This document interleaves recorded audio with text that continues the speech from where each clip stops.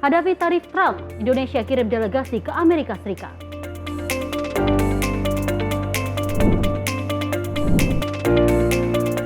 Qatar akan investasi dengan Danantara sekitar 33 triliun rupiah.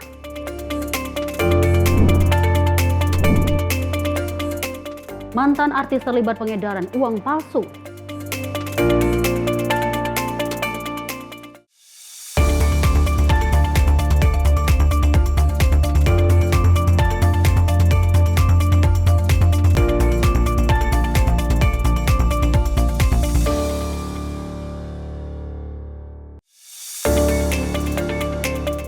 Halo, selamat malam pemirsa. Senang sekali kami hadir menemani Anda pada hari ini dengan sejumlah informasi lainnya. Dan pemirsa, selain 4 informasi tadi, kami juga akan mengantarkan dan juga menghadirkan sejumlah informasi dan juga kebijakan dari Menteri Kabinet Merah Putih.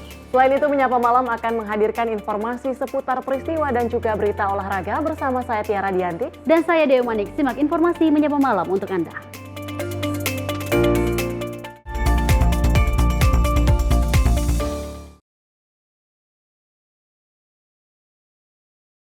Pemirsa, kita awali informasi Menyapa Malam di mana Presiden Prabowo Subianto dengan Presiden Mesir Abdel Fattah el-Sisi dalam membahas situasi di Gaza dan kesiapan Indonesia membantu Palestina. Keduanya juga menandatangani kerjasama strategis di berbagai bidang mencakup politik, ekonomi, pertahanan, kebudayaan, pendidikan, dan hubungan antar masyarakat.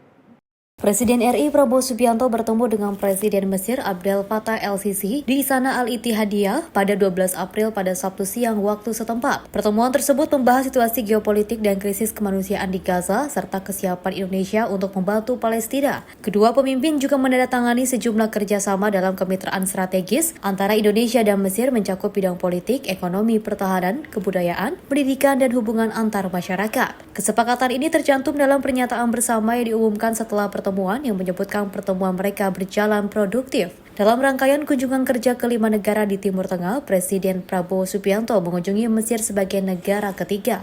Sejak Rabu 9 April 2025, Prabowo telah menyelesaikan kunjungan di Unit Emirat Arab dan juga Turki. Dan setelah Mesir, Prabowo melanjutkan perjalanan ke Doha, Qatar pada Sabtu sore. Tim redaksi Simpo TV melaporkan. Pemirsa, Presiden Prabowo Subianto menyatakan Indonesia akan memberikan beasiswa untuk anak-anak Palestina dan membantu fasilitas kesehatan di Gaza. Pernyataan tersebut disampaikan dalam Forum Diplomasi Antalya 2025 di Turki pada Jumat malam waktu Indonesia Barat. Dalam Forum Diplomasi Antalya 2025 di Turki pada Jumat malam waktu Indonesia Barat, Presiden Prabowo Subianto menyampaikan inisiatif beasiswa untuk anak-anak Palestina di Universitas Pertahanan Indonesia. Prabowo juga menegaskan komitmen Indonesia untuk membangun fasilitas kesehatan di tepi barat dan Gaza, serta membuka peluang pendidikan bagi pelajar Palestina di Indonesia. Selain itu, Prabowo juga menyebut Indonesia telah mengirim tim medis bersama Uni Emirat Arab untuk mendirikan rumah sakit lapangan di Gaza dan menekankan pentingnya solusi dua negara untuk mengakhiri konflik. And of course, after they complete their education and they complete their medical treatment, they must return to their homeland. So, I think in the end, there should be peaceful collaboration, I think. That is the key to a real peace. How can a 6-year-old boy or girl be guilty of anything? How can an armed mother be bombed and lose their house and lose everything? It's I think, something that's very hard to digest, actually. People ask, why? You are so far away. You are in Indonesia. But I cannot, because my people feel the attack on the innocent people of Gaza, of Palestine, of Lebanon, of Syria is like attacking them. Pada kesempatan yang sama, Prabowo juga menyatakan bahwa Indonesia tidak akan berpangku tangan terhadap penderitaan rakyat Gaza dan sekitarnya akibat konflik yang berkepanjangan.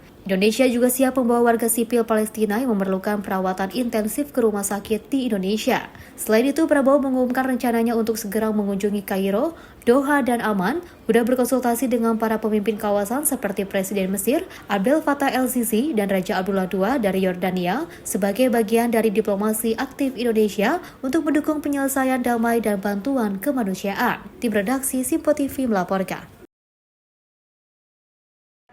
Masih agenda kepresidenan, pemirsa, dalam kunjungannya ke negara Mesir, Presiden Prabowo Subianto turut mengunjungi Akademi Militer milik Mesir di kota Kairo sesuai pertemuan bilateralnya bersama dengan Presiden Mesir. Kunjungan ke Akmil Mesir ini merupakan bagian dari kerjasama strategis Indonesia dan Mesir di bidang pertahanan dan pendidikan militer. Setelah melakukan pertemuan bilateral antar kedua pemimpin negara, Presiden Prabowo Subianto turut mengunjungi Akademi Militer milik Mesir secara mendadak bersama Presiden Mesir Abdel Fattah el-Sisi di kota Kairo. Pada kesempatan ini, Prabowo turut meninjau secara langsung aneka fasilitas yang dimiliki Akademi Militer Mesir, seperti sejumlah ruangan di gedung utama, arena pacu kuda, hingga ketersediaan fasilitas stadion. Adapun Presiden Prabowo juga turut menyapa para prajurit yang berada di gedung Akmil Mesir tersebut. Kunjungan ke Akmil Mesir ini merupakan korelasi dari simbol kerjasama bilateral antara Indonesia dan Mesir di bidang pertahanan dan pendidikan militer. Kedepannya, Presiden Prabowo bakal bertolak ke Doha, Qatar guna melanjutkan kunjungan kenegaraannya di kawasan Timur Tengah bersama rombongan. Tim redaksi Simpo TV melaporkan. Pemirsa, kehadiran Presiden Republik Indonesia Prabowo Subianto disambut dengan kehormatan oleh Raja Abdullah II di Yordania. Penyambutan dilakukan secara kehormatan dengan pengawalan jet tempur sejak pesawat memasuki wilayah udara Yordania hingga mendarat di Bandar Udara Militer Marka. Presiden Republik Indonesia Prabowo Subianto mendapat sambutan kenegaraan yang hangat dan penuh kehormatan saat tiba di Kerajaan Yordania Hashimiyah pada Minggu 13 April 2025. Setibanya di Bandara Militer Marka, Amman, Prabowo disambut langsung oleh Raja Abdullah II bin Al-Hussein dalam prosesi resmi yang memperlihatkan kedekatan hubungan kedua negara. Jet tempur Yordania bahkan mengawal pesawat kepresidenan saat memasuki wilayah udara hingga mendarat. Dalam rangkaian penyambutan, kedua pemimpin berjalan bersama melewati pasukan kehormatan, memperkenalkan delegasi masing-masing, dan berdiri di podium utama untuk mendengarkan lagu kebangsaan Indonesia dan Yordania. Dentuman meriam 21 kali dan atraksi flypast jet tempur menambah hikmat serta kemegahan suasana, sekaligus memperkuat simbol kerjasama militer dan persahabatan bilateral. Kedekatan personal antara Prabowo dan Raja Abdullah II terlihat dari momen istimewa saat sang raja sendiri mengemudikan mobil kepresidenan untuk mengantar tamunya menuju hotel. Kunjungan ini menjadi cerminan kuat dari hubungan yang hangat dan saling menghormati, serta diharapkan mempererat kerjasama strategis antara Indonesia dan Yordania di masa depan.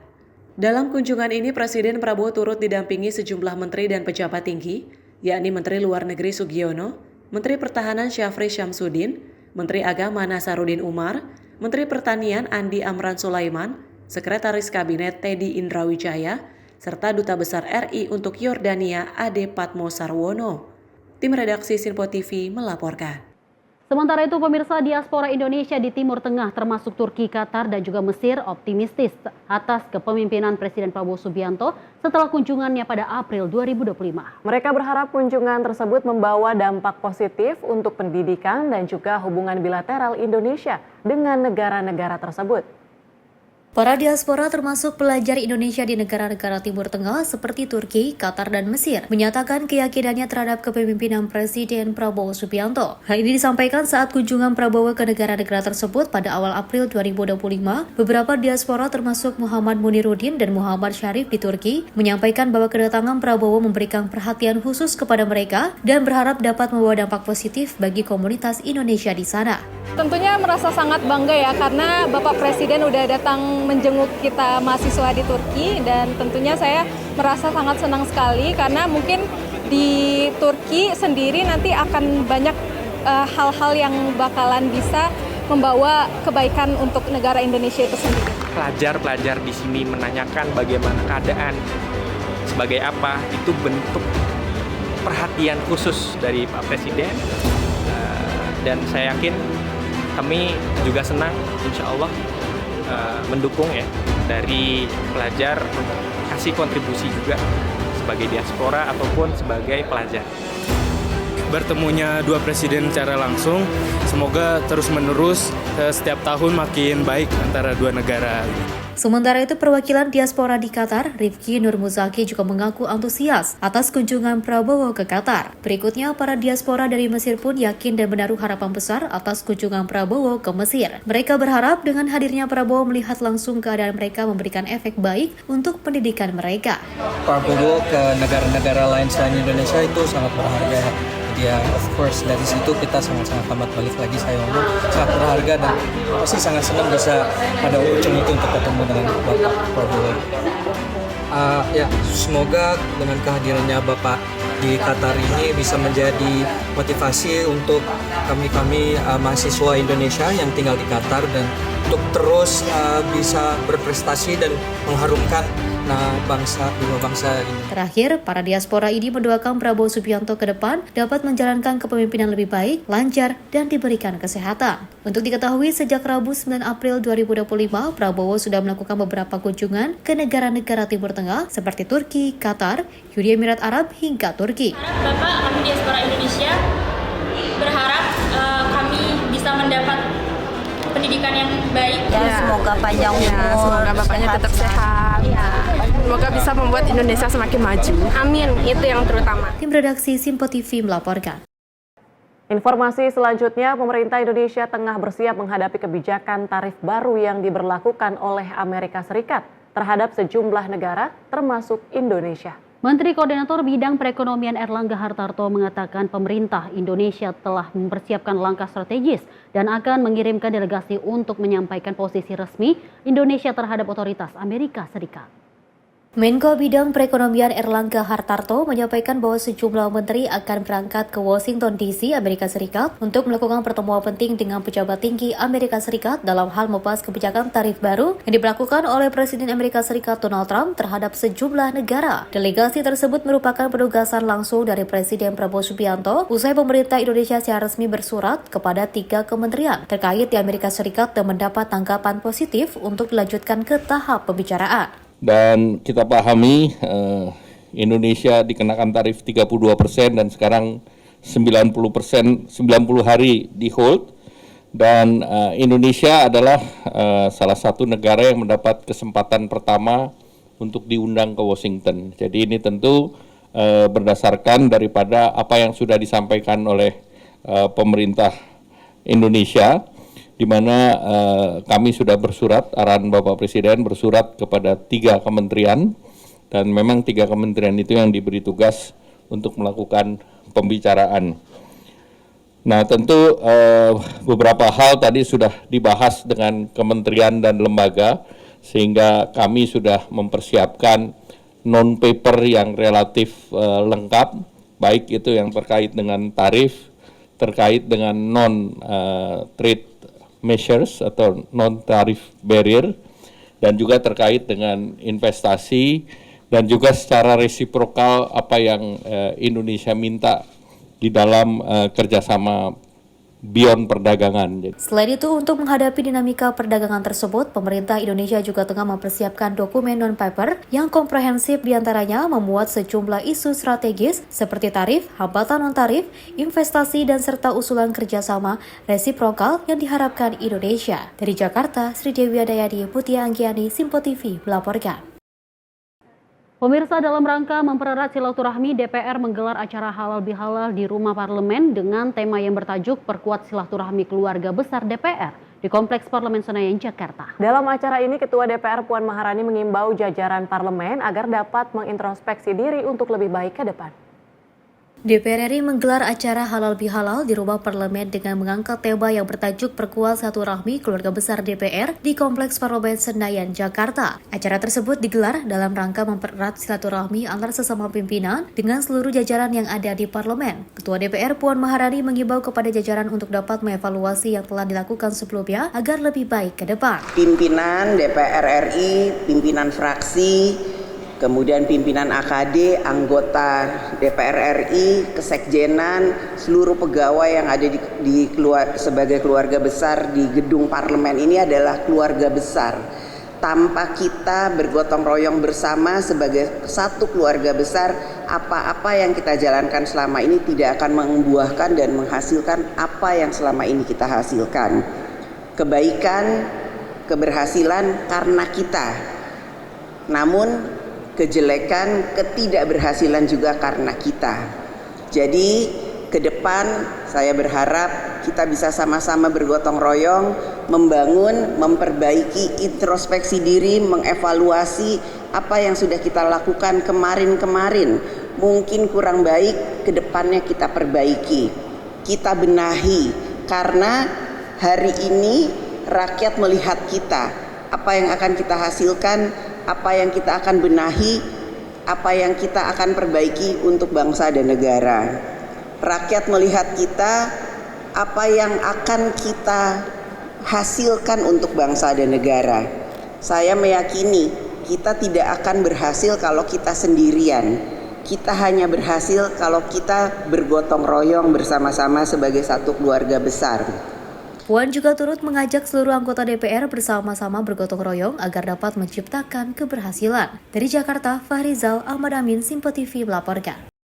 Anggota Komisi 8 DPR RI Atalia Praratya memastikan akan mendampingi 2 korban pemerkosaan yang dilakukan oleh calon dokter PPDS di RSUP Hasan Sadikin. Upaya tersebut sebagai bentuk dukungan terhadap keluarga korban agar melakukan pelaporan ke pihak kepolisian. Anggota Komisi 8 DPR RI Atalia Praratya Kamil tegaskan akan melakukan upaya pendampingan bagi korban pemerkosaan oleh Priguna Anugrah Pratama, calon dokter PPDS selaku pemerkosaan di RSUP Hasan Sadikin Bandung. Di hadapan awak media saat jumpa pers, pihaknya akan mengawal proses hukum pelaku kekerasan seksual oleh oknum dokter yang tengah melakukan PPDS spesialis anestesi di rumah sakit pemerintah. Pihaknya akan melakukan pendekatan hati ke hati kepada 2 korban agar mau melakukan pelaporan ke Kepolisian Daerah Jawa Barat atas perbuatan pelaku. Dan melakukan support monitoring mendatangi keluarga korban begitu, termasuk melakukan pendampingan hukum. Dan yang paling penting adalah yang harus khususnya kami lakukan, karena saya adalah di Komisi 8, mendorong agar supaya adanya perbaikan sistem, baik di rumah sakit, perguruan tinggi, ataupun lembaga-lembaga terkait begitu ya, khususnya terkait dengan pelaksanaan Undang-Undang TPKS yang saat ini sedang kita kuatkan. Jadi Undang-Undang TPKS ini ternyata belum dipahami oleh banyak masyarakat begitu ya, khususnya juga institusi. Nah, jadi kita berharap bahwa semua pihak bekerja sama agar supaya ke depannya tentu hal ini tidak terjadi lagi. Dapat diketahui calon dokter yang tengah melakukan pendidikan PPDS tersebut melancarkan aksi bejatnya terhadap korban yang tengah mengantar pasiennya dengan cara dibius di ruangan pelayanan perempuan dan anak di lantai 7 RSUP Hasan Sadikin. Dari Bandung, Jawa Barat, kontributor Simpo TV melaporkan. Pemirsa, jangan kemana-mana, usai jeda kami akan segera kembali lagi dengan sejumlah informasi lainnya. Salah satunya terkait PDI Perjuangan menyampaikan akan ada pertemuan lanjutan antara Prabowo dan juga Megawati. Usai jeda, tetaplah bersama kami.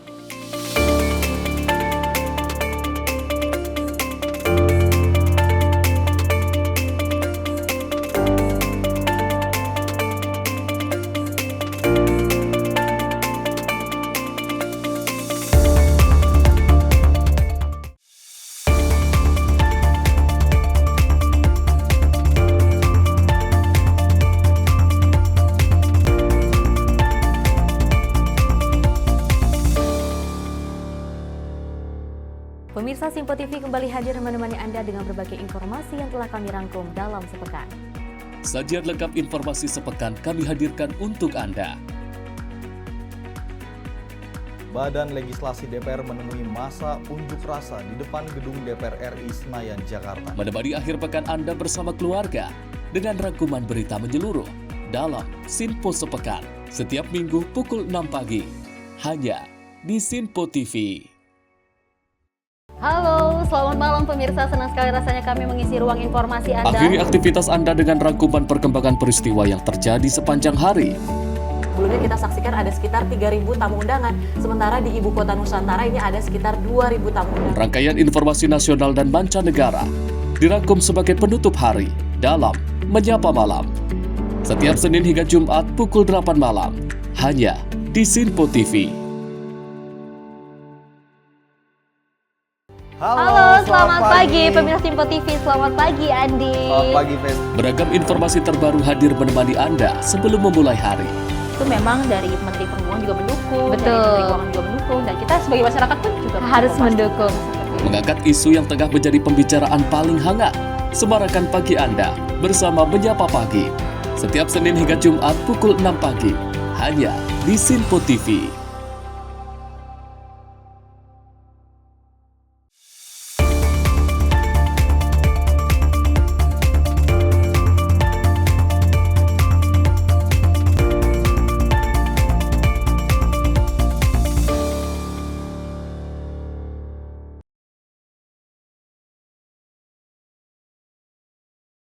Pemirsa, Anda kembali menyaksikan Menyapa Malam. Informasi kami lanjutkan. Ketua DPP PDI Perjuangan Puan Maharani buka suara soal pembahasan mengenai pertemuan antara Presiden Prabowo Subianto dengan Presiden kelima Megawati Soekarno Putri pada beberapa waktu lalu. Dan juga Puan mengatakan bahwa pihaknya akan bersinergi untuk membantu menjalankan tugas-tugas Presiden Prabowo.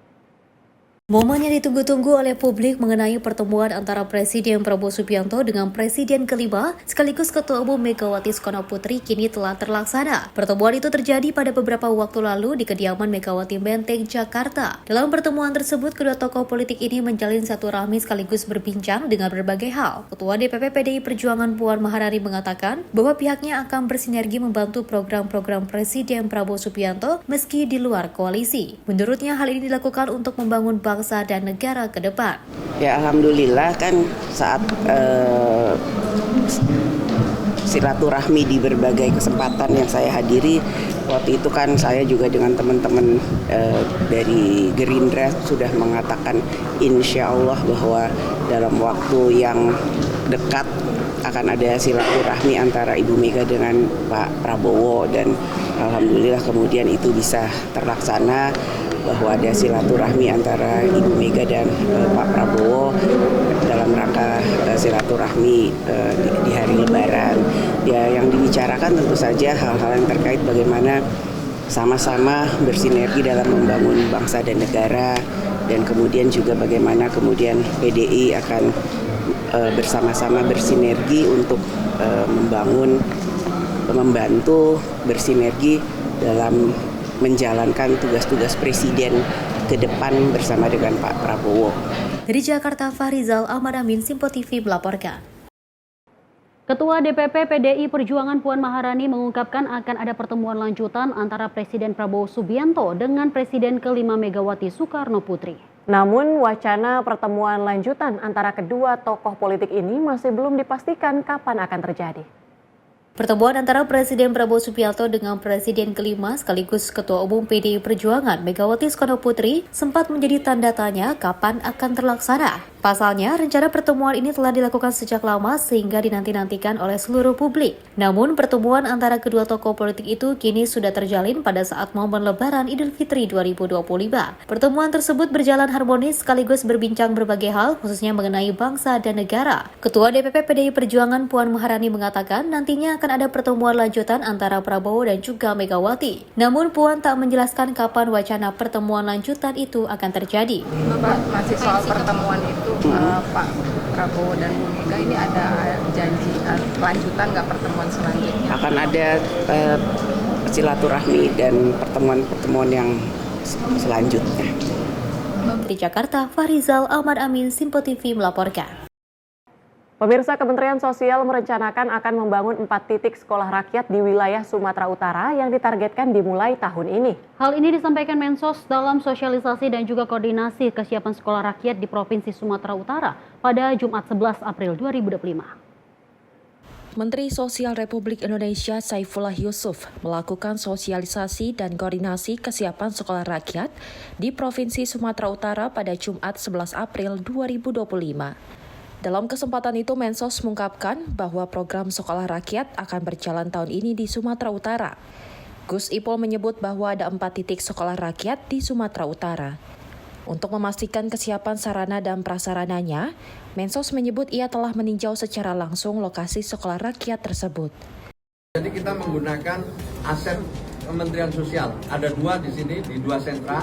Satu sentra Bahagia di Kota Medan, satu lagi sentra Insaf di Deli Serdang. Itu 2 sentra itu kita akan gunakan untuk memulai penyelenggaraan sekolah rakyat di 2 tempat itu yang Kementerian Sosial. Nah, ada satu lagi yang diusulkan oleh Pak Gubernur di gedung BPSDM. Termasuk tadi kita lihat di Kota Tebing itu menggunakan gedungnya UINSU. Pembangunan sekolah yang untuk kapasitas 1000 itu insya Allah akan dimulai tahun ini mulai. Dalam kegiatan sosialisasi dan koordinasi kesiapan sekolah rakyat di Provinsi Sumatera Utara tersebut, beberapa kepala daerah hadir dan menyambut antusias program sekolah rakyat tersebut. Tim redaksi Simpo TV melaporkan. Kita beralih dengan informasi lainnya, pemirsa. Harga emas saat ini sedang mengalami peningkatan meski penjualan emas logam mulia sedang mengalami peningkatan.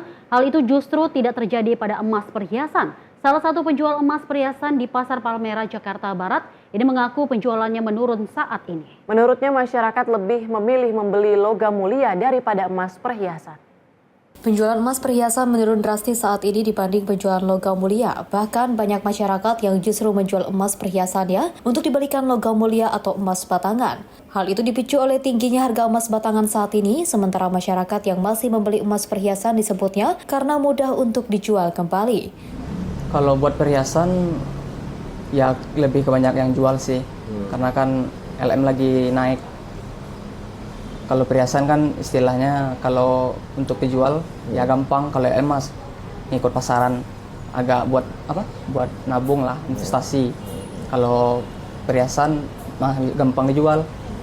Makanya dibanding pembeli malah lebih banyak yang ngejual ya saat ini. Ya, lebih banyak jual. Dibanding perhiasan itu perbedaannya paling 80-20%. 80 LM, 20% ini? Iya, perhiasan. Lebih ke LM orang sekarang kan. Perhiasan lebih agak turun. Malah banyak yang jual? Banyak yang jual. Penjualan yang ngejual itu kira-kira berapa persen ya? Meningkatnya? Yang mau jual ya? Iya, yang mau jual itu. Kisaran 60 lah, 60% ya?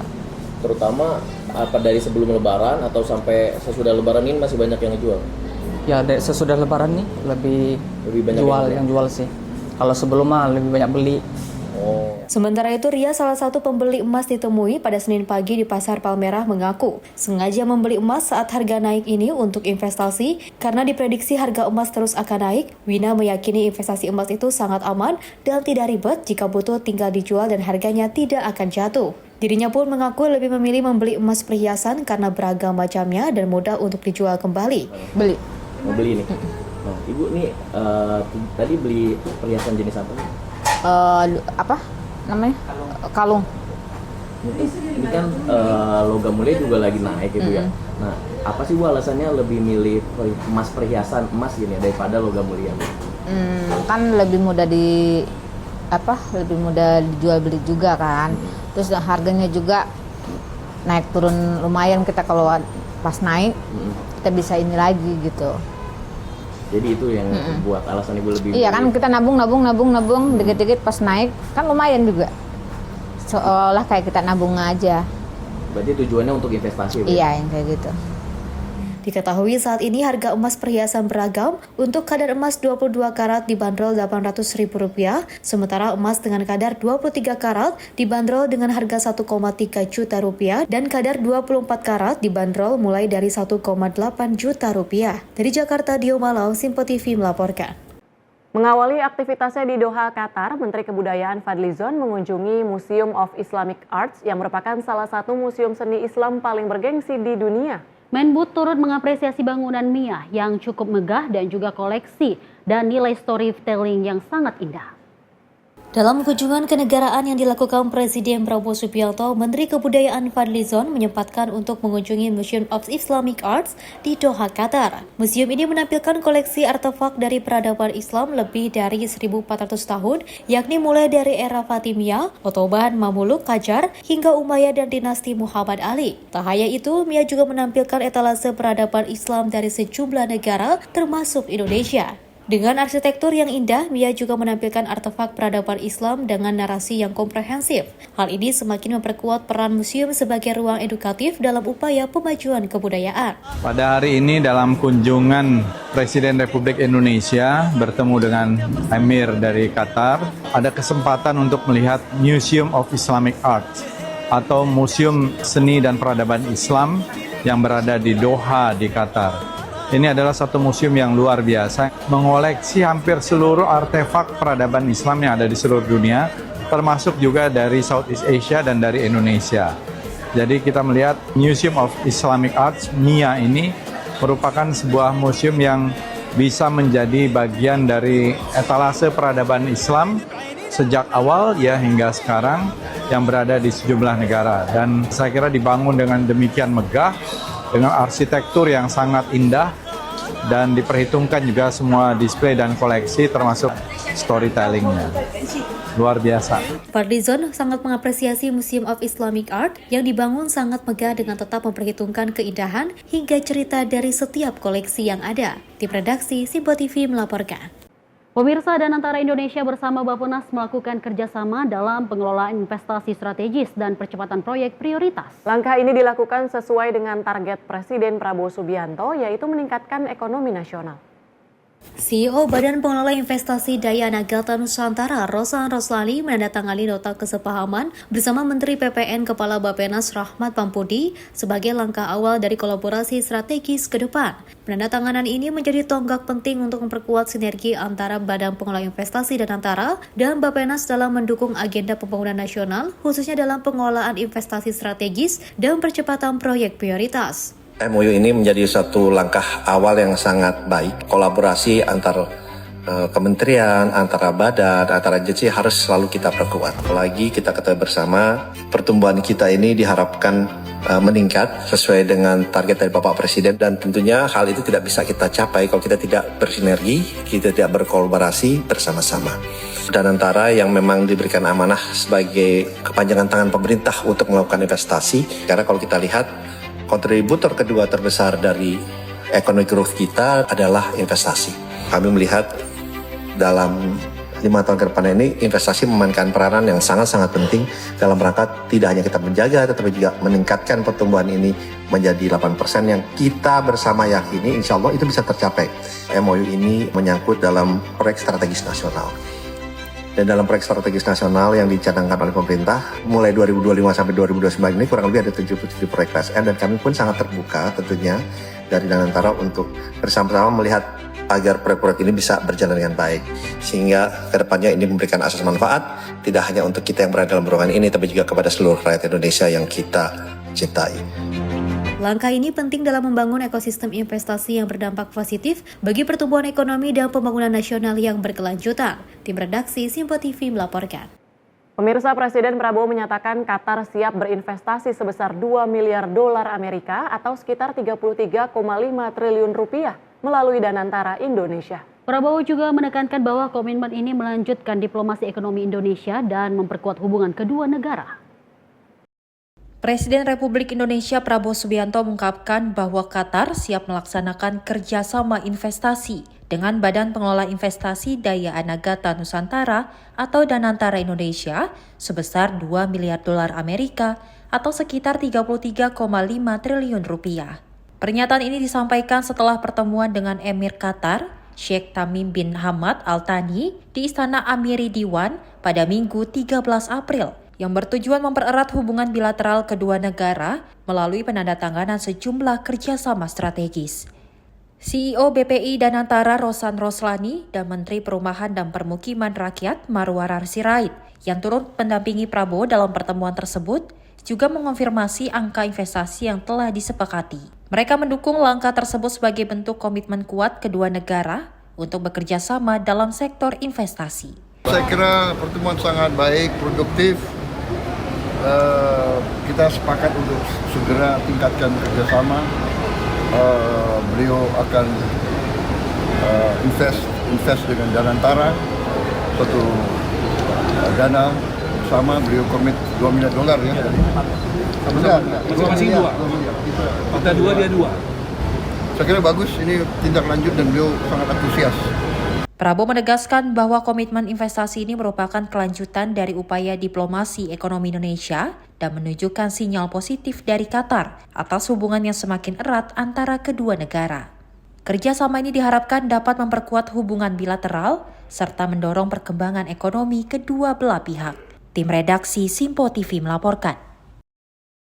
Pemirsa, informasi kita lanjut, pemerintah bakal memangkas rantai perizinan atau mempermudah pengelolaan sampah untuk dimanfaatkan menjadi energi listrik. Hal ini disampaikan Menko Bidang Pangan Zulkifli Hasan di kantor Kementerian Koordinator Bidang Pangan Jakarta pada Jumat 11 April 2025.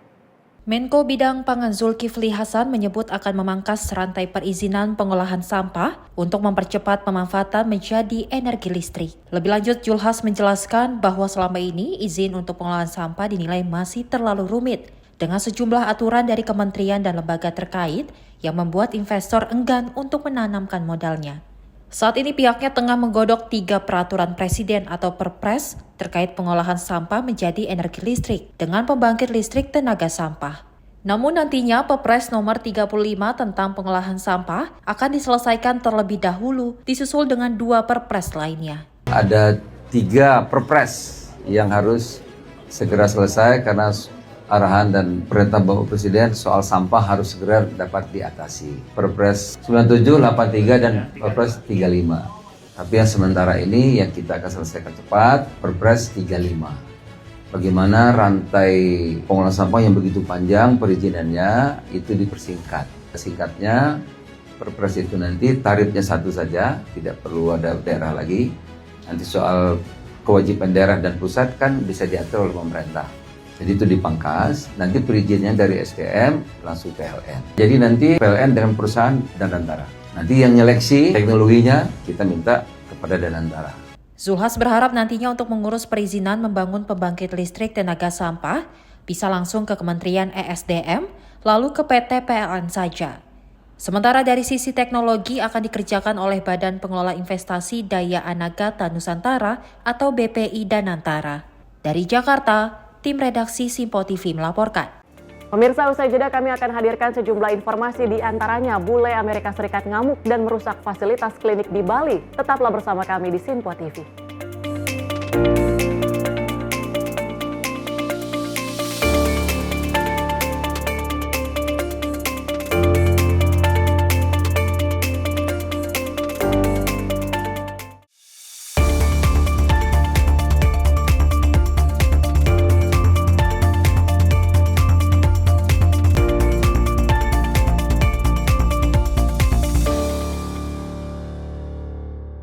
Halo pemirsa, kami kembali hadir dengan sejumlah informasi yang kami himpun dari berbagai penjuru dunia. Rangkaian informasi yang membuat akhir pekan Anda begitu bermakna. Sebuah kelompok di Afrika Selatan memberikan layanan pertunjukan film dengan tenaga surya. Berita yang menjadi sorotan media dari dalam dan luar negeri. Kami hadirkan untuk menemani pekan Anda dalam Simpo Dunia Sepekan, Sabtu dan Minggu pukul 9 pagi. Hanya di Simpo TV. Kami hadir dengan rangkaian informasi dari berbagai penjuru dunia. Topik dan isu yang tengah menjadi sorotan mancanegara dikemas dengan lengkap untuk Anda.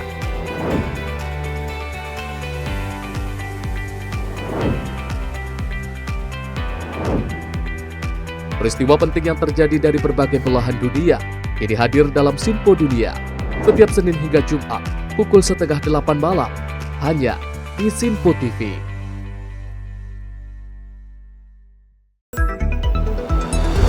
Jadilah yang pertama mengetahui perkembangan terkini seputar informasi dari lembaga parlemen. Punya data nasional, tidak ada satupun backup berarti kan? Tiba-tiba ada putusan yang nggak masuk akal dan seperti ini gitu. Kita biarkan rekomendasi kepada KPK, periksa! Kami hadirkan informasi paling akurat untuk mengawal setiap informasi dalam rapat komisi dan paripurna. Tentunya bersama saya Andi Rezaldi yang telah kami rangkum dalam program Simpo Parlemen. Saya Arif Rifan. Saksikan Simpo Parlemen setiap Sabtu pukul 6 pagi hanya di Simpo TV.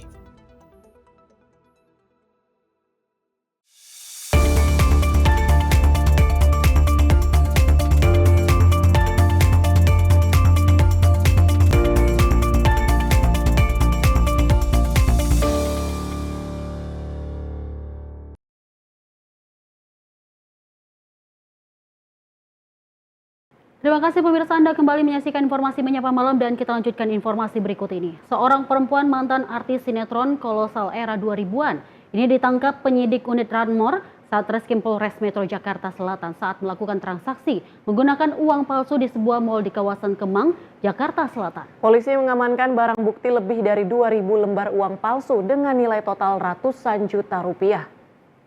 Unit Ranmor Satreskrim Polres Metro Jakarta Selatan berhasil mengungkap kasus peredaran uang palsu di Lipo Mall Kemang. Tersangka berinisial SAW atau Sekar Arum Widara yang merupakan mantan pemain sinetron kolosal ditangkap saat menggunakan uang palsu untuk berbelanja di sejumlah toko. Sebelumnya pelaku pernah berhasil melakukan transaksi di Hypermart dan toko lainnya, namun usaha keduanya gagal setelah uangnya diperiksa menggunakan alat detektor. Polisi mengamankan barang bukti berupa 2.235 lembar uang pecahan 100.000 yang diduga palsu, 2 unit telepon genggam, dan uang tunai. Saat ini pelaku masih menjalani pemeriksaan intensif dan penyidik terus mengembangkan kasus untuk melacak sumber pencetak uang palsu serta kemungkinan adanya jaringan lain. Baik, jadi kami dari Satreskrim Polres Metro Jakarta Selatan telah berhasil mengamankan pelaku dengan modus kejahatan menggunakan uang palsu. Yang saat ini pelaku juga sudah kami amankan dan sudah kami dalam proses pemeriksaan. Barang buktinya ada sekitar 2.235 lembar pecahan Rp100.000. Dengan total 230 juta 5.000 rupiah. Latar belakangnya dia saat ini karya swasta dan juga terakhir informasinya dia adalah mantan artis. Masih kita pendalaman dan akan kita lakukan pengembangan.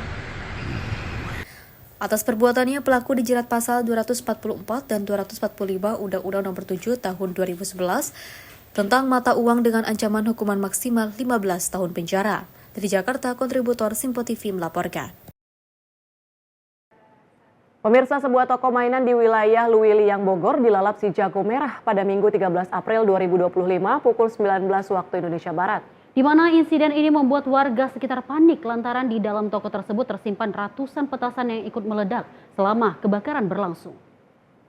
Dalam video yang beredar, kebakaran tak hanya menimbulkan kobaran api yang melahap bangunan, tetapi juga disertai ledakan petasan kembang api yang sangat meriah, namun terasa mencekam. Bahkan langit di lokasi kejadian tampak berkilauan oleh kembang api, menyerupai suasana malam pergantian tahun baru. Meski sempat membuat heboh warga sekitar, api akhirnya berhasil dipadamkan setelah sejumlah petugas pemadam kebakaran dikerahkan ke lokasi. Beruntung tidak ada korban jiwa maupun luka dalam kejadian ini. Namun satu unit ruko mainan hangus terbakar dan hanya menyisakan puing-puing sisa kebakaran dengan kerugian material yang hingga kini masih dalam proses pendataan. Sementara itu belum diketahui secara pasti penyebab dari kejadian tersebut karena masih dalam penanganan pihak terkait. Dari Bogor, Jawa Barat, Adelia Saptiarina, Simpo TV melaporkan. Pemirsa, informasi peristiwa berikut ini, pijakan lantai anak tangga jembatan penyeberangan orang di Jalan Daan Mogot kilometer 1 Grogol, Jakarta Barat, raib digasak kelompokan pencuri besi. Menindaklanjuti JPO yang bolong yang tentunya membahayakan keselamatan para pejalan kaki, JPO tersebut kini telah dilakukan perbaikan oleh petugas suku dinas marga pemerintah Kota Administrasi Jakarta Barat. Pijakan plat besi anak tangga JPO di Jalan Daan Mogot kilometer 1 Grogol, Jakarta Barat hilang dicuri tangan-tangan yang tidak bertanggung jawab. Dicurinya plat besi tersebut meninggalkan lubang yang tentunya mengancam keselamatan pejalan kaki yang melintas di jembatan penyeberangan orang tersebut. Menindaklanjuti hal tersebut, petugas suku dinas marga Jakarta Barat langsung mendatangi lokasi untuk melakukan perbaikan dengan cara memotong besi plat yang kemudian memasangkannya kembali ke kebijakan JPO yang sebelumnya bolong dan dicuri komplotan pencuri besi. Selain itu, akibat lantai besi JPO yang dicuri ini membuat aktivitas pejalan kaki yang melintas JPO tersebut terganggu, mengingat mereka harus berjalan kaki ke JPO lain yang lokasinya cukup jauh. Nur Hayati, salah satu warga di lokasi, mengatakan pencurian plat besi JPO ini telah terjadi berulang kali dan tercatat sudah 3 kali terjadi, di mana aksi pencurian tersebut dilakukan pada waktu dini hari sekitar pukul 3 dini hari. Bahkan imbas dari JPO yang bolong ini sempat menyelekai pengguna jalan, salah satunya dirinya yang pernah terperosok saat menyeberang JPO tersebut. Jam 3-an, setengah 3 lah kan sepi. Oh, ibu sendiri buka sampai jam berapa? Saya sendiri, saya mau naik. kirain saya nggak lubang itu pas kemarin mau waktu malam Jumat itu. Berarti masih yang ini? Iya, yang ini yang lubang sekarang. Jumat kemarin? Iya, Jumat. Kedepannya agar tidak terjadi peristiwa serupa, pemerintah Kota Jakarta Barat berencana akan menyiagakan petugas Satpol PP di sejumlah JPO yang rawan dari aksi pencurian lempeng besi untuk melakukan pengawasan dan patroli rutin. Dari Jakarta, tim kontributor Simpo TV melaporkan. Pemirsa, perdayai pemilik warung dengan modus numpang ke toilet. Pasangan suami istri gasak telepon seluler milik pedagang di Pasar Darurat Tomang, Grogol, Petamburan, Jakarta Barat. Bahkan aksi pencurian telepon genggam telah terjadi 6 kali terjadi di lokasi tersebut. Inilah rekaman kamera pengawas CCTV saat para pelaku melancarkan aksinya di sebuah toko perabotan di Pasar Darurat Tomang, Grogol, Petamburan, Jakarta Barat. Para pelaku yang merupakan pasangan suami istri ini bersekongkol dengan saling berbagi tugas. Sang suami menunggu di sepeda motor sambil mengawasi di sekitar lokasi. Sedangkan sang istri yang berpura-pura hendak membeli karpet plastik ini melancarkan aksinya dengan modus numpang menggunakan toilet di warung tersebut. Ketika pemilik toko berada di depan sambil menyiapkan karpet yang pura-pura dipesan ini, pelaku kemudian keluar dari kamar mandi dan menggasak satu unit handphone yang tengah tersimpan di atas speaker dalam warung. Menurut keterangan istri korban sang pemilik warung, aksi pencurian ini sudah ke-6 kalinya terjadi di lokasi. Bahkan pada hari pertama Lebaran kemarin, kediamannya juga dibobol kawasan pencuri, di mana laptop miliknya raib digasak pelaku. Ada yang belanja, beli karpet nih. Ada satu perempuan, satu laki naik motor.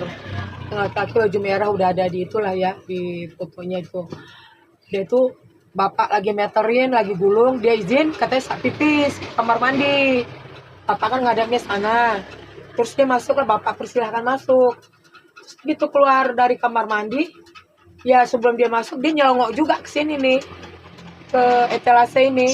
Terus dia ngeliat juga ke sini, dari itunya kan kelihatan kan dari CCTV. Dia masuk kamar mandi, terus dia keluar, tangannya ngambil, masuk kantong, lewat lagi di belakang bapak. Begitu aja, terus bapak mau sholat asar, baru dia ingat HP-nya mana, katanya gitu. Terus dia lihat udah nggak ada, dia panggil anaknya. Kalau kita kehilangan HP di sini, ini yang udah ke-6 kali, ya. Nah, waktu tahun yang kemarin, tahun Lebaran kemarin, rumah saya kita pas sholat Id, rumah saya dibongkar, dia orang naik ke atas, ambil laptop, ambil duit, ambil jam tangan, ambil banyak diambil di atas. Nah, karena waktu itu kita belum punya CCTV, belum punya apa ya, kita laporkan juga nggak ada ininya gitu. Nah, udah kejadian itu, baru anak saya bikin CCTV. Nah, kebetulan kejadian kan tahun ini, tahun kemarin tuh kan laptopnya semua. Nah, kejadian tahun ini, terus anak saya kan, yuk kita bikin ini yuk, katanya gitu. Kita di medsos, katanya. Saya kan nggak ngerti yang begitu-gitu mas, saya dengerin aja. Pasca kejadian tersebut, keluarga korban langsung memposting ke media sosial. Sementara itu, korban juga berencana akan melamporkannya ke pihak yang berwajib. Tim kontributor Simpo TV melaporkan. Pemirsa, informasi olahraga tadi sekaligus menutup jumpa kita di Menyapa Malam kali ini. Saya Tiara Dianti, mewakili seluruh kerabat kerja yang bertugas pamit undur diri. Terima kasih dan sampai jumpa.